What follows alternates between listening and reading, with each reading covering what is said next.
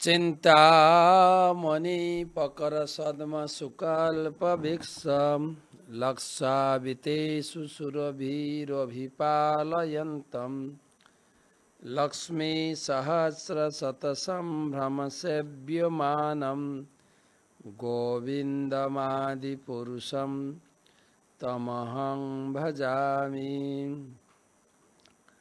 वन्देऽहं श्रीगुरो श्रीयुतापदकमलं श्रीगुरून् वैष्णवांश्च श्रीरूपं साग्रजातं सहगण रघुनाथान्वितं तं सजीवं साद्वैतं सावधूतं परिजनसहितं कृष्णचैतन्यदेवं श्रीराधा कृष्णपादं सहगना ललिता श्रीविशाखान्वितांश्च नमो ॐ विष्णुपादाय कृष्णप्रेष्ठाय भूतले श्रीमते भक्तिवेदान्त स्वामिनिति नामिने। नमस्ते सारस्वते देवे गौरवाणी प्रचारिणे निर्विशेषशून्यवादी पाश्चात्यदेशतारिणे। जय श्री कृष्ण चैतन्य प्रभु नित्यानंद श्री अद्वैत गदाधर श्रीवासदि श्री गौरभक्तबिंद। हरे कृष्ण कृष्ण कृष्ण हरे हरे हरे राम राम राम हरे हरे। जद्वैतं ब्रह्मोपनिषदि तदपश्यतनुवाच आन्तान्तर्जामी पुरुष इति सोऽसांस विभव षडैश्चर्ये पूर्ण ज इह स भगवान् स स्वयमयम् न चैतन्यात् कृष्णात् जगति परतत्त्वं परमिह। श्रीराधया प्रणय महिमा कीदृशवानैवा साध्यो जनाद्भुत मधुरिमा कीदृशं मदय सौखाञ्जस्य मदनुभवत कीदृशं व्यतिलोभा तद्भावाढ्य समज निशचि गर्भ सिन्धु हरिन्दो। रघुनाथ दासेर प्रति चैतन्य महाप्रभुर नित्यानंद प्रभुर विशेष कृपा कृपा गुणैर्ज गृहान्धकूप कृपा दधिध्य भंग रघुनाथ दास नस्य स्वरूपे विदधन्तरंग्यम श्री कृष्ण चैतन्य ममुम प्रपद्ये। कृपारूप रज्जुर द्वारा दिनी रघुनाथ के गृह अंधकूप থেকে उद्धार করেছিলেন সেই চৈতন্য মহাপ্রভুর চরণে প্রণত হই। আলোচনা প্রসঙ্গ রঘুনাথের প্রতি মহাপ্রভুর বিশেষ কৃপা প্রসঙ্গে আজকে 134তম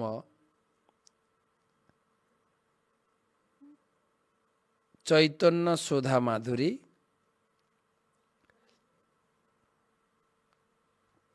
সবাইকে জানাই চৈতন্য প্রীতি শুভেচ্ছা।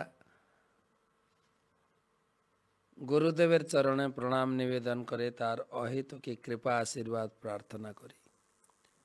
নমঃ বিষ্ণুপাদায় কৃষ্ণপ্রেষ্ঠায় ভূতলে শ্রীমতে জয়পতাকা স্বামিনিতি নামিনে। নমঃ আচার্যপাদায় নিতাই কৃপা প্রদায়িনে গৌরকথা ধামদায় নগর গ্রামতারিণে।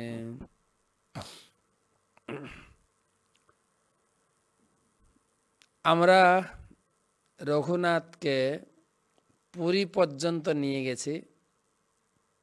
মহাপ্রভু তাকে স্বরূপ দামোদরের হাতে সমর্পণ করেছেন এবং ভক্তদেরকে বলেছেন এখন থেকে সবাই স্বরূপের রঘু বলে ডাকবে।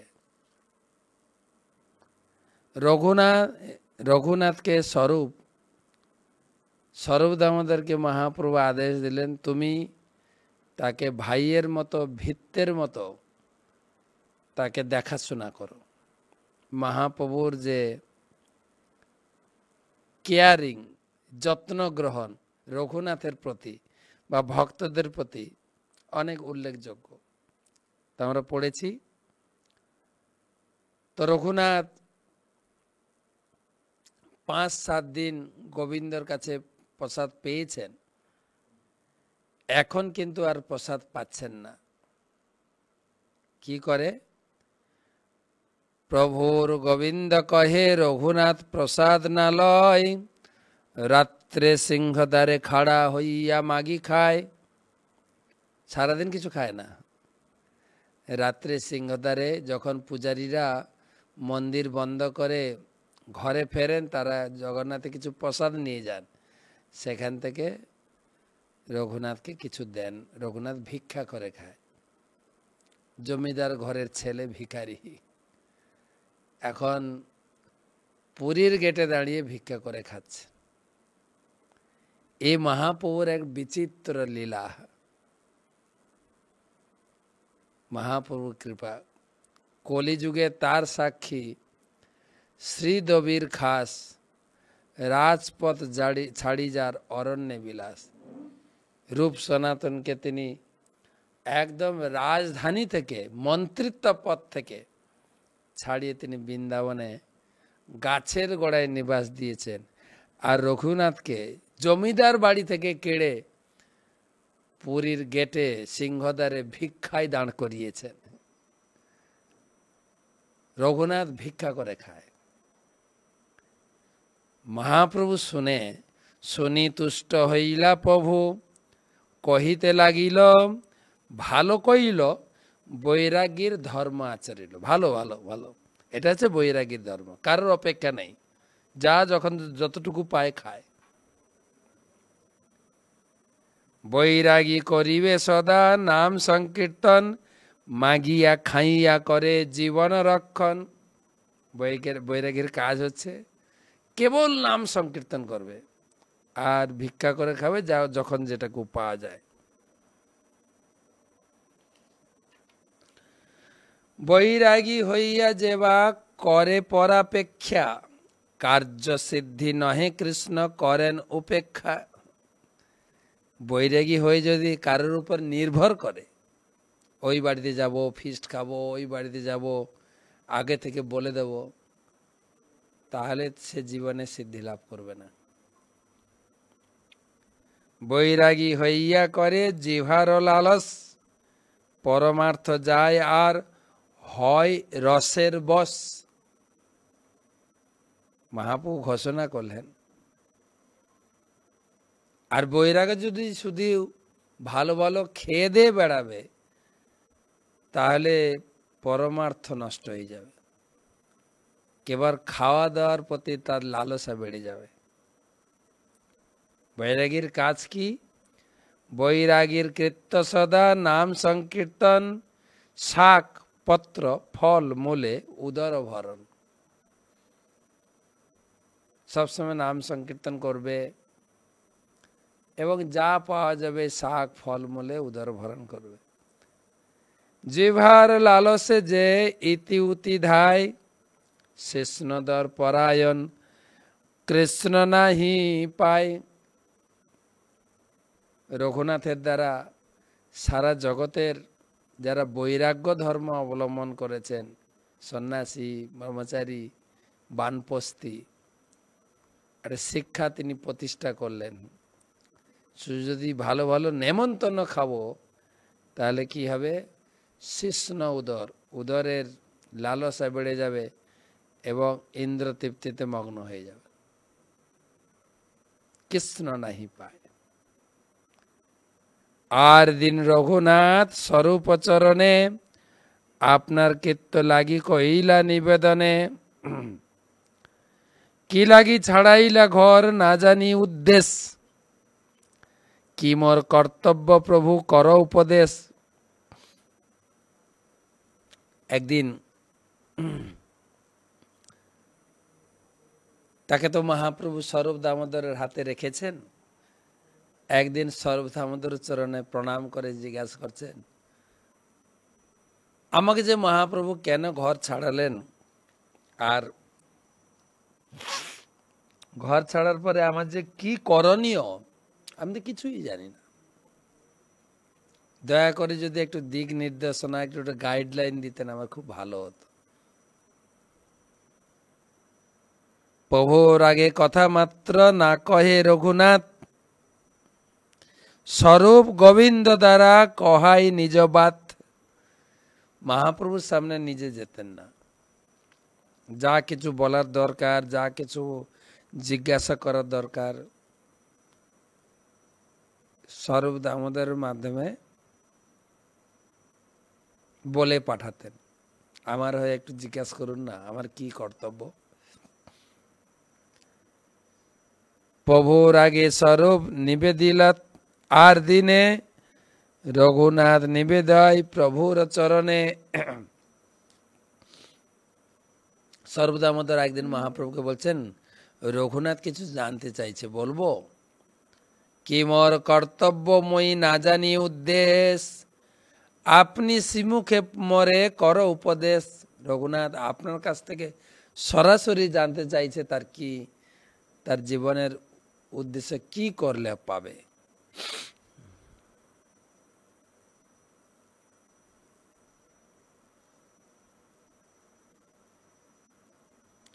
হাসি মহাপ্রভু রঘুনাথের কইল, তোমার উপদেশটা করি স্বরূপের দিল।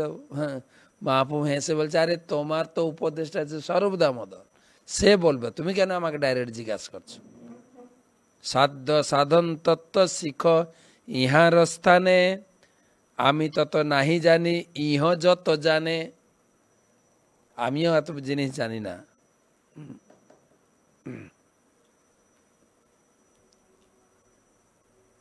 আমিও ডিটেলস এত জানি না, স্বরূপ দামোদর সে ভালো করে জানে। তথাপি আমার আজ্ঞায় শ্রদ্ধা যদি হয়, আমার এই বাক্যে তবে করিহ নিশ্চয়। তথাপি যদিও আমাকে তুমি বলেছ, জিজ্ঞাসা করেছ, আমার উপর যদি শ্রদ্ধা থাকে তোমাকে কিছু কথা বলবো। গ্রাম্য কথা না শুনিবে, গ্রাম্য বার্তা না কহিবে, ভালো না খাইবে আর ভালো না পরিবে, অমানি মানদ হইয়া কৃষ্ণ নাম সদা লবে, ব্রজে রাধা কৃষ্ণ সেবা মানসে করিবে। কত সুন্দর উপদেশ বৈরাগীর প্রতি। এর আগে বললেন যে বৈরাগীর কাজ হচ্ছে কেবল নাম সংকীর্তন আর ভিক্ষা করে জীবন ধারণ। আরেকটা এখানে বললেন যে ভালো খাওয়া দাওয়া থেকে মুক্ত হতে হবে, আর অমানি হয়ে সব সময় কৃষ্ণ নাম গ্রহণ।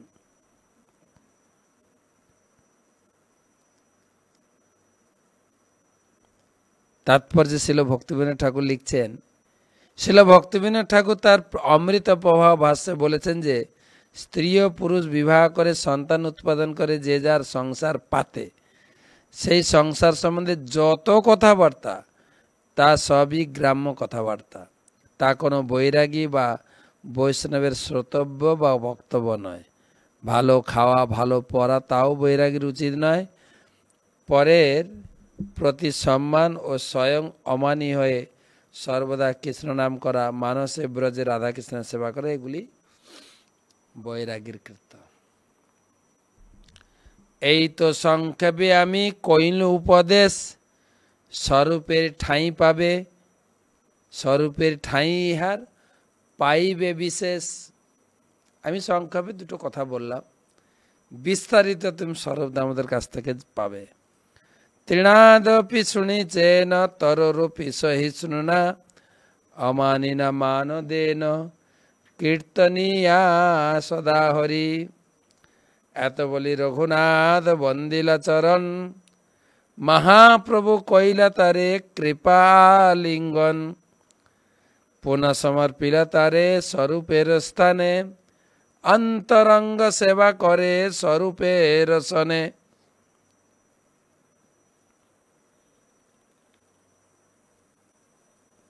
প্রভুপাদ লিখছেন,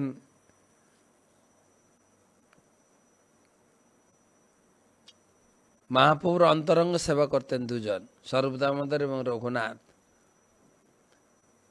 মনে মনে শ্রীয় স্বরূপ দেব ব্রজবেশা, তাই অন্তরঙ্গ সেবা।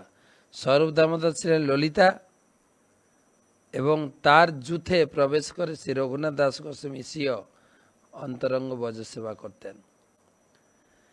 হেন কালে আইলা সব গৌড়ের ভক্তগণ, পূর্ববৎ প্রভু সবাই করিলা মিলন। সভা লইয়া কইলা প্রভু গুন্ডিচা মার্জন, সভা লইয়া কইলা প্রভু বন্য ভজন।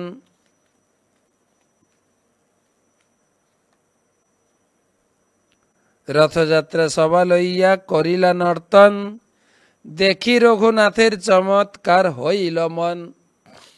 আমি গুন্ডিচা মার্জনের আগের দিন গুন্ডিচা মার্জন শ্রবণ করাবো। মহাপ্রভু প্রতি বছর রথযাত্রার আগের দিন গুন্ডিচা মার্জন করতেন। গুন্ডিচা হচ্ছে ইন্দ্রদ্যুম্ন মহারাজের স্ত্রীর নাম। তার নাম অনুসারে জগন্নাথ যে মন্দিরে থাকেন সেটাকে বলে গুন্ডিচা মন্দির বা মাসির বাড়িও বলে। গুন্ডিচা মাতা হচ্ছেন জগন্নাথের মাসি। তো সেই মন্দির সারা বছর বন্ধ থাকে। তো শুধু জগন্নাথ যখন যাবেন এই 9 দিন ওখানে মেলা বসবে আর ওখানে জগন্নাথের সেবা হবে। তাই মন্দির সম্পূর্ণরূপে পরিষ্কার পরিচ্ছন্ন করা হবে। সে একটা অধ্যায় বর্ণনা করা হয়েছে, তার উপরে আমরা টকশো এবং কিছু বই থেকে আলোচনাও করব।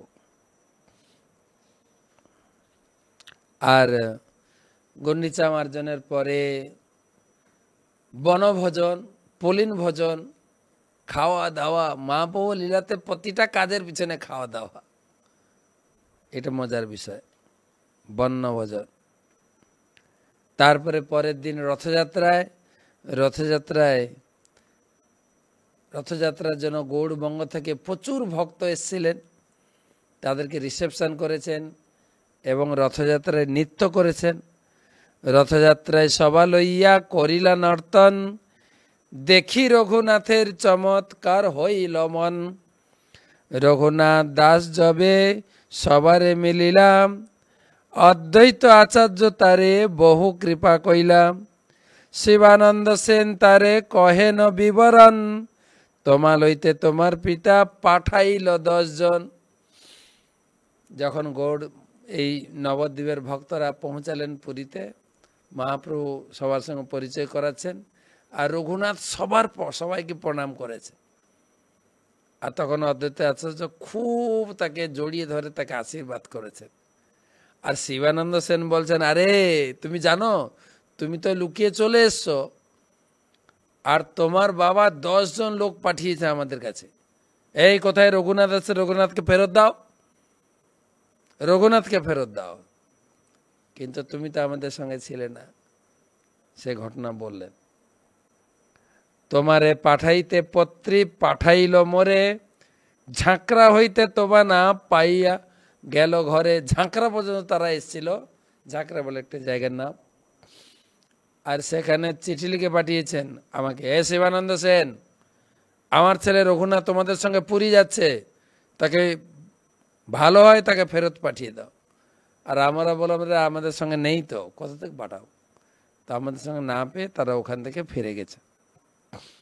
4 মাস রহি ভক্ত গৌড়ে গেলাম, 4 মাস রহি ভক্ত গণ গৌড়ে গেলাম, শুনি রঘুনাথের পিতা মনুষ্য পাঠাইলা।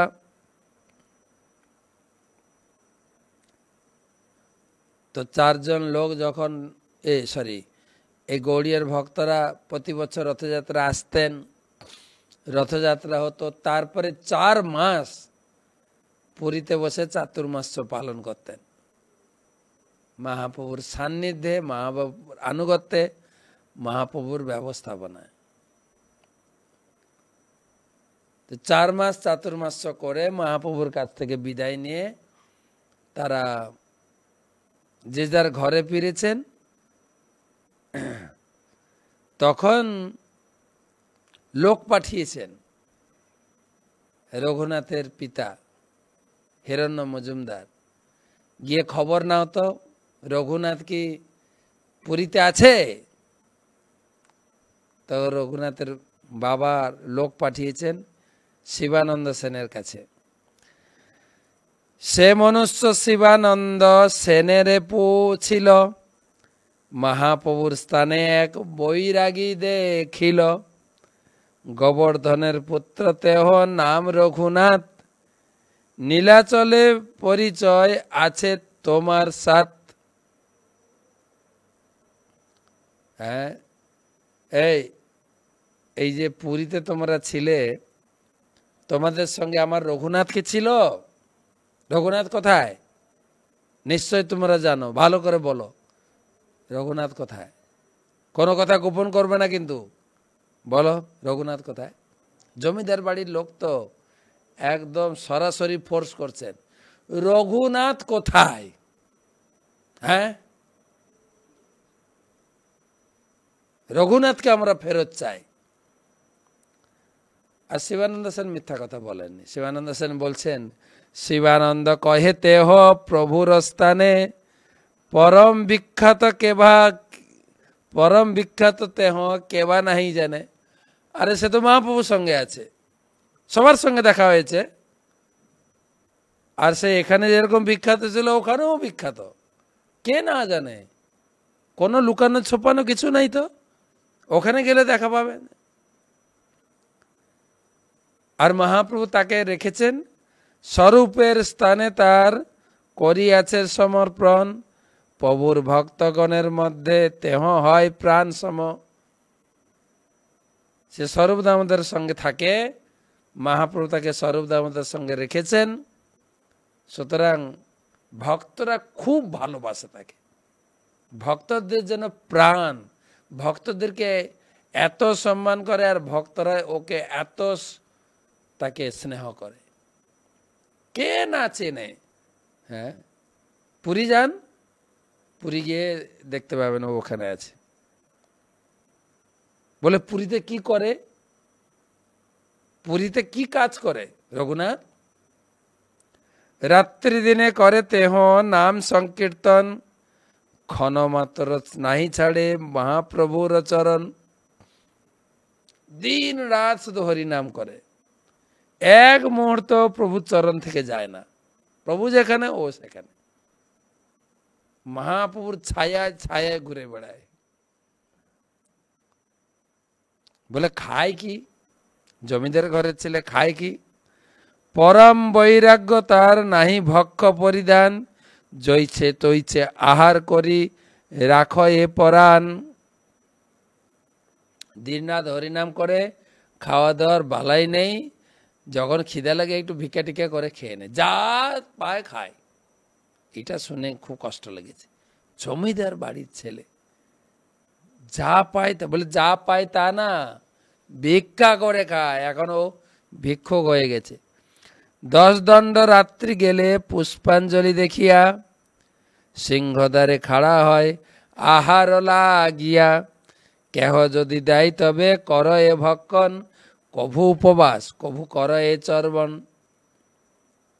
সারাদিন নাম করে 10 দণ্ড কাটে, রাত্রে মন্দির বন্ধ করে যখন পূজারে ফেরত যায়, তাদের সামনে আঁচল পেতে দাঁড়িয়ে থাকে। তারা কৃপা করে কিছু দিলে খায়, আর কেউ যদি কিছু না দেয় উপবাস, কোনো ভূক্ষেপ নাই। কখনো চিবিয়ে পেলে তো কিছু খেলো, না হলে উপবাস। এত শুনি সেই মনুষ্য গোবর্ধন স্থানে, কহিল গিয়া সব রঘুনাথর বিবরণে। শুনি তার পিতা মাতা দুঃখিত হইল, পুত্র ঠাই দ্রব্য মনুষ্য পাঠাইতে মন কইল। বাবা মা খুব দুঃখ পেয়েছেন এই কথা শুনে। দুঃখ পাবে না? ছেলে বাড়িতে এত ঐশ্বর্য আর ছেলে ওখানে ভিক্ষা করে খাচ্ছে। হ্যাঁ, এটাই তো ভগবানের দুঃখ। আমরাও ভগবানের সন্তান, পরম ঐশ্বর্যপূর্ণ ভগবানের সন্তান, কিন্তু ভগবানকে ত্যাগ করে আমরা ভিক্ষা করতে। রঘুনাথের ভিক্ষা ছিল অন্য কারণ। তিনি ঐশ্বর্য পরিত্যাগ করে ভগবানের সেবার জন্য, মহাপ্রভুকে সন্তুষ্ট করার জন্য ভিক্ষা করে খাচ্ছিলেন। কিন্তু আমরা তো আমার পেট চালানোর জন্য এখন ভিক্ষা করতে হচ্ছে, ভিক্ষা করতে হচ্ছে। ভিক্ষা করার জন্য দেশ বিদেশ দৌড়াচ্ছি।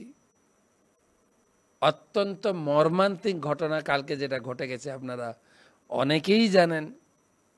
আহমেদাবাদে বিমান দুর্ঘটনা, 242 জনের প্রায় সবাই মারা গেছে।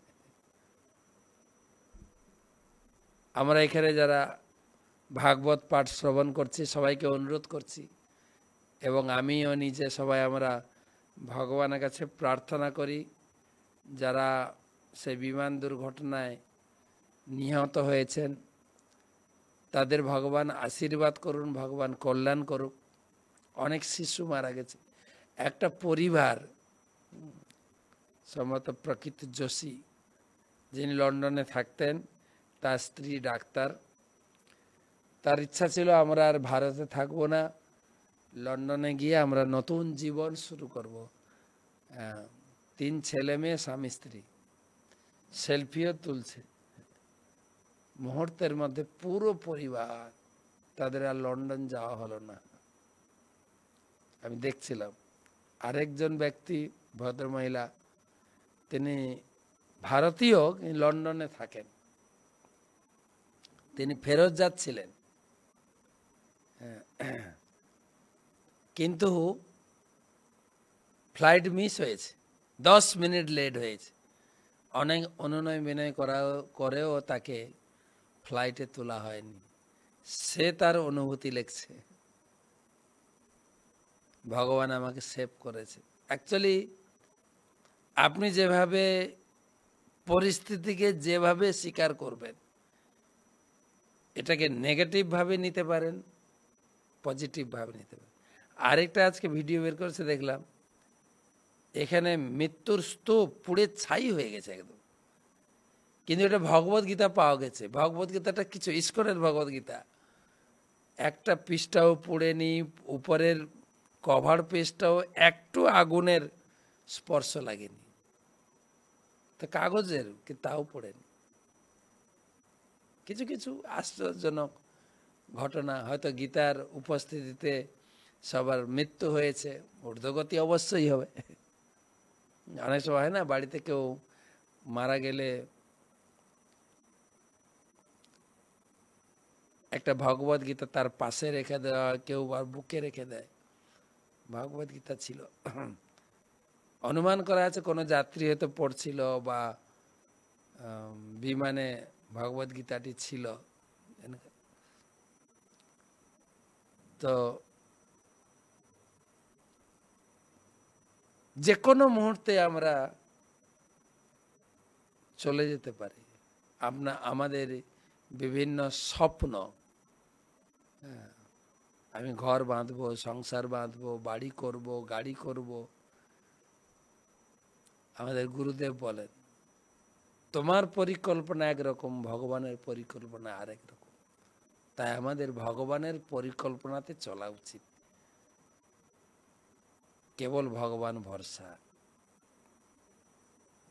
ভগবত ভরসা। আমরা ছোটবেলায় শিখেছি, কিন্তু সকালে উঠিয়া আমি মনে মনে বলি সারাদিন আমি যেন ভালো। সকালে ঘুম থেকে উঠে প্রথম ঈশ্বর ধ্যান, বিছানায় যখনই ঘুম ভাঙবে তখনই যেন হা কৃষ্ণ, একবার যেন মুখ থেকে কৃষ্ণ, গোবিন্দ, মুকুন্দ, জনার্দন, হরি, পুরুষোত্তম বলে ডাকি। গীতায় সেটাই নির্দেশ দিয়েছে। যখনই তোমার ঘুম ভাঙবে, দেব দ্বিজ গুরু প্রাজ্ঞ পূজনম শৌচম আর জবম। ঘুম ভাঙার সাথে সাথে তুমি ইষ্টদেবকে স্মরণ করো, যিনি তোমার জীবনে সাথী হয়ে তোমাকে সব সময় উৎসাহ, উদ্দীপনা, অনুপ্রেরণা এবং সুরক্ষিত করবে।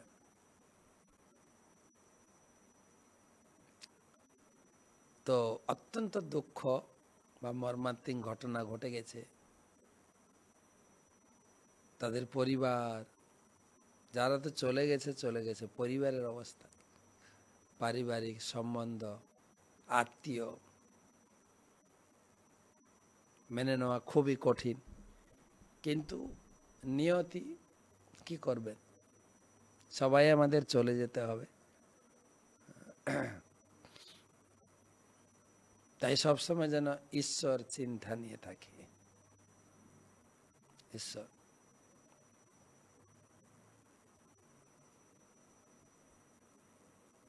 তো আমরা যেটা আমাদের আলোচনা হচ্ছে যে রঘুনাথ ভিক্ষা করে খাচ্ছেন ভগবত ভজনের জন্য, আর আমরা এই জগতে সবাই ভিখারি, কেবল নিজের উদর পূর্তির জন্য আমরা ভিক্ষা করছি।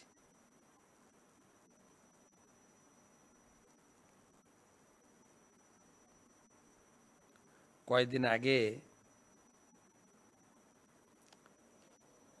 আমি একটা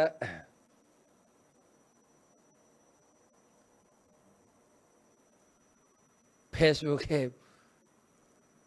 পোস্ট পড়েছিলাম।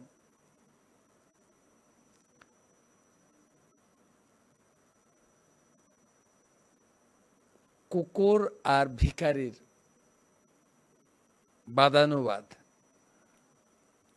এক ফকির এক কুকুরকে বলল, তোর 3টা অভ্যাস খুব খারাপ। কিন্তু বলছে কি? তখন বলছে, তুই দেওয়াল দেখলে প্রস্রাব করিস, ভিখারি দেখলে ঘেউ ঘেউ করিস,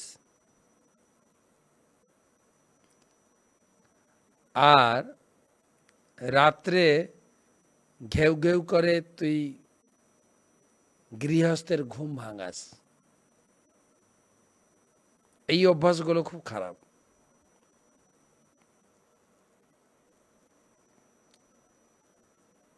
তখন কুকুর উত্তর দিচ্ছে। প্রথম প্রশ্নটা ছিল কিন্তু দেওয়াল দেখলে প্রস্রাব করিস। কুকুর বলছে, দেখো, এই ভারত হচ্ছে পবিত্র ধর্মের দেশ। জানি না কোথায় কোন সন্ত, সাধু, পুরুষ, মহাত্মা বসে হরিনাম জপ করছে। সেখানে যদি আমি প্রস্রাব করি, আমার অপরাধ হবে না? কোথায় ঠাকুরকে বসানো হয়েছে, কোথাও পুজো হচ্ছে। আর দেখো, ভিখারি দেখলে ঘেউ ঘেউ করি কেন জানো? আমি জিজ্ঞেস করে, আরে আমরা সবাই ভিখারি, তুমি ভিখারির কাছে কেন ভিক্ষা মাগছো? ভগবানের কাছে মাগো। ওকে মানা করি, এই তুমি এই জগতে কেউ ধনী লোক নেই, সব ভিখারি, ভিখারির কাছে কেন ভিক্ষা চাইছো? তাই আমি মানা করি, যাও। আর এই যে রাত্রে আমি ঘুম নষ্ট করি,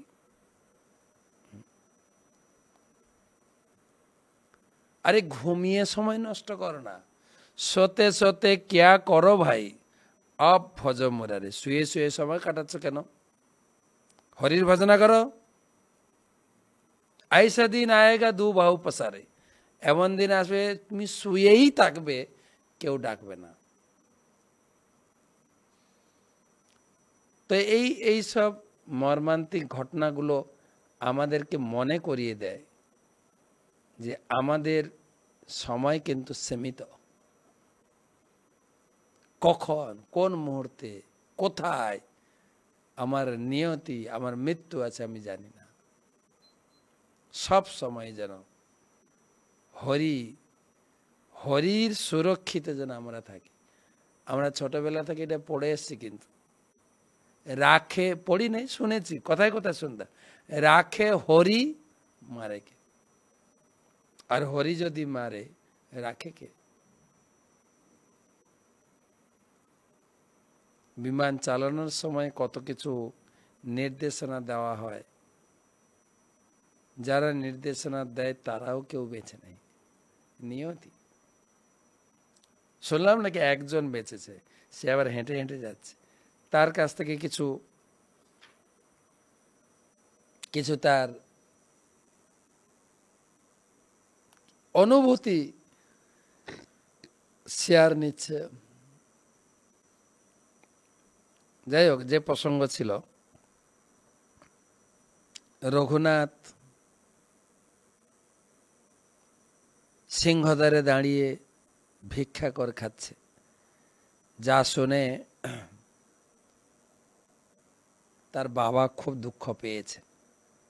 শুনি তার পিতামাতা দুঃখিত হইল, পুত্র ঠাই দ্রব্য মনুষ্য পাঠাইতে মন করিল। কাল থেকে খুব মর্মান্তিক লাগছিল এই ঘটনাটা, যখন নিউজ আসে এবং দেখছিলাম কিছু নিউজ, মর্মান্তিক। আমরা শুধু ভগবানের কাছে প্রার্থনা করতে পারি, যারা চলে গেছেন, যাদের পরিবার আছে, ভগবান তাদের সকলকে মঙ্গল করুন। তো রঘুনাথের বাবা মা রঘুনাথের জন্য দ্রব্য, মানুষ, টাকা, একটা মানুষ, কয়েকজন মানুষকে পাঠালেন, পুত্রটাই দ্রব্য মনুষ্য পাঠায়, টাকা পয়সা আর দ্রব্য, কিছু খাবার দাবার পাঠাচ্ছেন। কি কি নিয়ে গেছেন? 400 মুদ্রা, 2 ভৃত্য, 1 ব্রাহ্মণ, শিবানন্দের ঠাই পাঠাইল ততক্ষণ।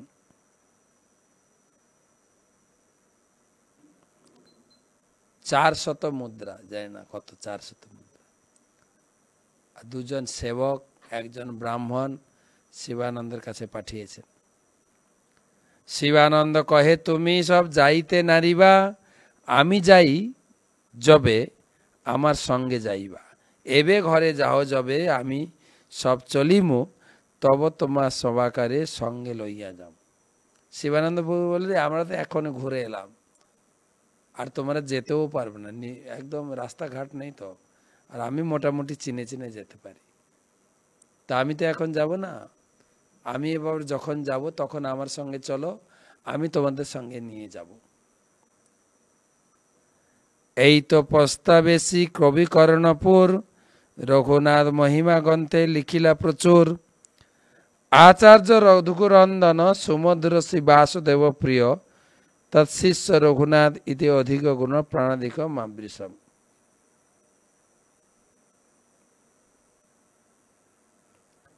শ্রী চৈতন্য কৃপা তিরেক সতত স্নিগ্ধম, স্বরূপানুগ বৈরাগ্য নিধি কনস্য বিদিত নীলাচলে তিষ্ঠতাম। শ্রী বাসুদেব দত্তের প্রিয় পাত্র, অতি সুমধুর মূর্তি যদুনন্দন আচার্য, তারই শিষ্য রঘুনাথ দাস। তার গুণে তার সকলের প্রাণাধিক, তিনি চৈতন্য মহাপ্রভুর কৃপার প্রভাবে সতত স্নিগ্ধ, স্বরূপদামোদর গোস্বামীর প্রিয়, বৈরাগ্যের সমুদ্র সদৃশ, নীলাচলে যারা বাস করেন তাদের মধ্যে কে বা না তাকে জানে। যা সর্বলোকৈক মনোভিরুচ্যা, সৌভাগ্যভূ কাজিত কৃষ্টপচ্য, যত্রায়মারোপতুল্য কালম, তৎপ্রেম সাক্ষী ফলবান তুল্য।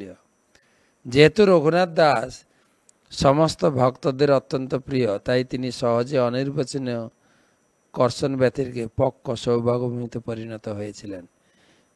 এগুলো কবি কর্ণপুর লিখেছেন, আমি সেখান থেকে তুলে তুলে লিখছি। কবিরাজ গোস্বামী বলছেন, আমি নিজে বানিয়ে লিখছি না। কবিরাজ গোস্বামী প্রমাণ দিলেন আমি কোথা থেকে সব কথা লিখছি, না কবি কর্ণপুর লিখেছেন। শিবানন্দ জয়ছে সেই মনুষ্য কহিলা, কবি কর্ণপুর সেই রূপে শ্লোক লিখিলা। বর্ষান্তরে শিবানন্দ চলে নীলাচলে, রঘুনাথের সেবক বিপ্র তার সঙ্গে চলে, সেই বিপ্র ভিত্তচারী শতমুদ্রা লইয়া, নীলাচলে রঘুনাথে মিলিল আসিয়া। রঘুনাথ দাস অঙ্গীকার না করিল, দ্রব্য লইয়া দুইজন তাহি রহিল। বর্ষার পরে যখন শিবানন্দ সেন গেলেন, তার সঙ্গে তারা গেলেন আর এইসব টাকা পয়সা নিয়ে গেলেন। তবে রঘুনাথ টাকা নিলেন না। তবে রঘুনাথে করি অনেকে যতন, মাসে 2-3 দিন কইলা প্রভুর নিমন্ত্রণ। 2 নিমন্ত্রণে লাগে কৌড়ি অষ্টপন, ব্রাহ্মণ ভিত্ত ঠাঁই করেন এতক গ্রহণ। তখন আবার চিন্তা করলেন, যাই হোক টাকা পয়সাগুলো এখন ব্রাহ্মণ বৈষ্ণব সেবা লাগিয়ে দিই। তাই তিনি কি করলেন, যে মহাপ্রভুকে নেমন্তন্ন করে মহাপ্রসাদ কিনে খাওয়াতেন।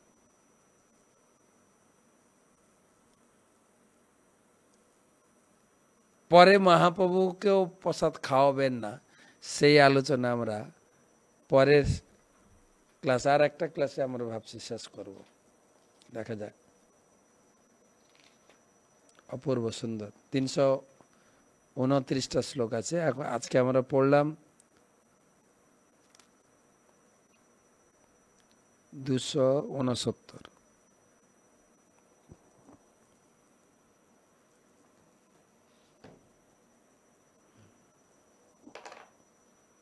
বেশ কয়েকটি প্রশ্ন আছে।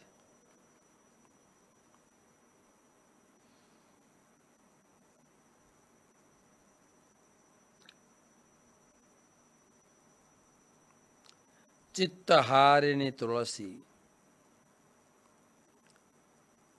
মহারাজ কোটি কোটি প্রণাম। আমার প্রশ্ন হলো, বলা হয় যে দীক্ষাগুরু ও শিক্ষাগুরু একই, তাহলে দীক্ষাগুরু শুধুমাত্র দীক্ষা প্রদান করবেন, কিন্তু কি শিক্ষাগুরু শুধুমাত্র শিক্ষা প্রদান করবেন? দীক্ষাগুরু দুটোই দেবেন, দীক্ষাও দেবেন, শিক্ষাও দেবেন। তিনি দীক্ষা দিতে পারেন এবং শিক্ষা দিতে পারেন।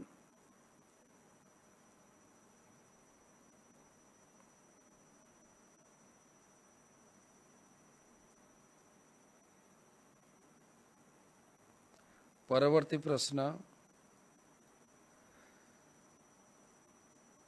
মহারাজ আমাকে কেউ জিজ্ঞাসা করছে, তুলসী মালা ধারণ করে কৃষ্ণ সেবা করে কি রুদ্রাক্ষ ধারণ করা যাবে? কৃপা করে জানালে উপকৃত হব। তুলসী মালা পড়লে আর রুদ্রাক্ষ পড়তে লাগবে না। রুদ্রাক্ষ সাধারণত শিব পূজা করার জন্য অনেকে পড়েন বা শিব মন্ত্র জপ করেন। তো আপনি তুলসী মালা পড়ছেন, আর রুদ্রাক্ষ পড়ার দরকার নেই।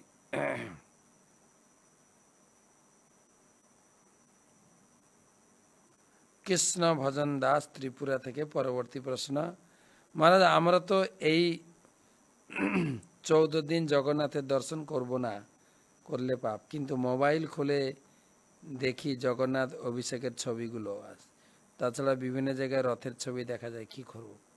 বলা হয়েছে নিষেধ করা হয়েছে, কিন্তু তাহলে অজুহাত দেখিয়ে এইসব করতে, যতদূর সম্ভব ঘরের যে ঠাকুর আছে বিগ্রহগুলো বন্ধ রাখবেন।